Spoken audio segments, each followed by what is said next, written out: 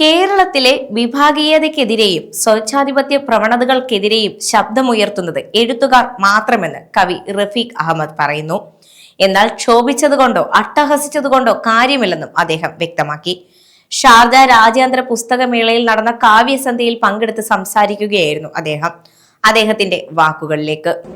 ഞാൻ പറഞ്ഞത് വായിക്കുന്നതിന്റെ ഒരു ആഴമുള്ള വായന പലപ്പോഴും നടക്കുന്നത് ഉപരിപ്ലവമായ രീതിയിൽ വായിക്കുന്നുണ്ട്. ഇപ്പോൾ കവിതയിലെ രാഷ്ട്രീയം തന്നെ ഇവിടെ സൂപ്പർഫിഷ്യലായിട്ട് രീതിയിലാണ് കാണുന്നത്. ആ കവിതയ്ക്കകത്ത് രാഷ്ട്രീയം എന്ന് പറയുന്നത് ചിലപ്പോൾ അത്ര പ്രകടമായിക്കൊള്ളുന്നില്ല.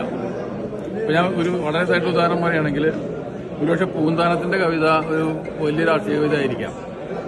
കാരണം സ്ഥാനമാനങ്ങൾ ചൊല്ലി കലഹിച്ച് നാണം കെട്ട് നടക്കുന്ന ഇത് എന്ന് പറയുന്ന അത് ഒരിക്കലും ഒരു രാഷ്ട്രീയ കവിതയുടെ സ്വഭാവം എന്നില്ലെങ്കിൽ പോലും അതിനകത്ത് രാഷ്ട്രീയമുണ്ട്. ആ തരത്തിലാണ് കവിതയെ വായിച്ചെടുക്കേണ്ടതെന്നാണ് ഞാൻ വിചാരിക്കുന്നത്. അല്ലാതെ വളരെ പ്രകടമായിട്ട് ഏതെങ്കിലും കക്ഷി രാഷ്ട്രീയത്തിന്റെ ഭാഗത്ത് നിന്നുകൊണ്ട് പറയുന്നതല്ല.